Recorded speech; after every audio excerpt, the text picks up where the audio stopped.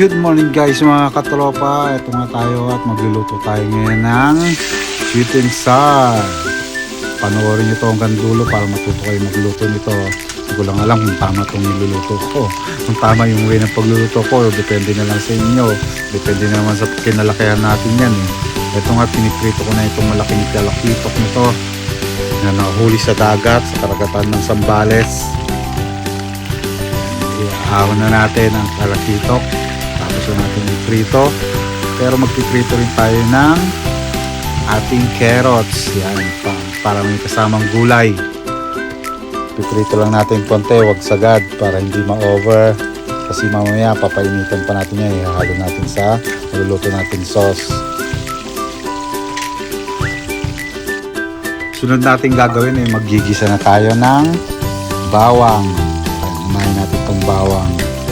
Medyo lutuin natin to ng konti. Huwag ganong usunog. Huwag sunog na sunog. Baka maging katulad natin maitim. Tapos ito sibuyas na para pampalasang sibuyas. Balat sibuyas. Sunod natin ilalagay is itong natimpla nating sauce. Yung natimpla nating sauce meron niyang ketchup. May suka yan. May pamintang pino. Magic sarap. Nandiyan na lahat. Tapos ito nga, lalagyan ko pala ng magic sarap. Baka naman, Maggi, magic sarap. Mamigay ka naman. Ubus na yung stock namin. Ayan na, tapos halu-haluin natin itong natimpla natin sauce. Halu-haluin natin yan. Ilagyan pala rin natin yan ng toyo para medyo may alat-alat siya ng konti. Para may pampalasa rin. Tapos haluloyin natin hanggang sa lumapot itong ginagawa nating sauce ng sweet and sour. Ayan. Minsan lang tayo magluto nito eh. Tapos yan na, tumukulo na. Siyempre tinikman ko muna, hindi ko na lang pinakita. Nilagay ko na rin pala yung carrots, pati yung tapos yung bell pepper, pampakulay natin. Konting luto na lang, okay na to. Okay na. Pwede nating ilagay, i-dip sa ating napritong talakitok fish.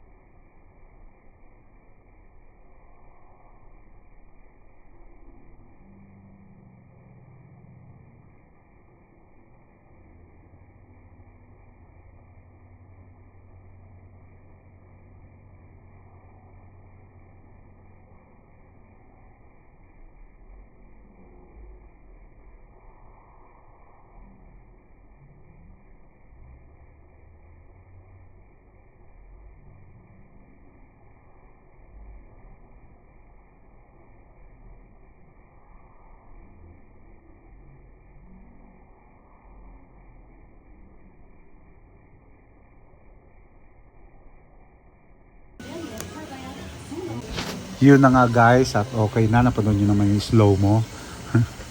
Okay na yung niluluto natin. Yan, pintahan na natin ang ating naluto at kakain na tayo, picture. Tara guys, kain na, let's go, rock and roll, bye bye.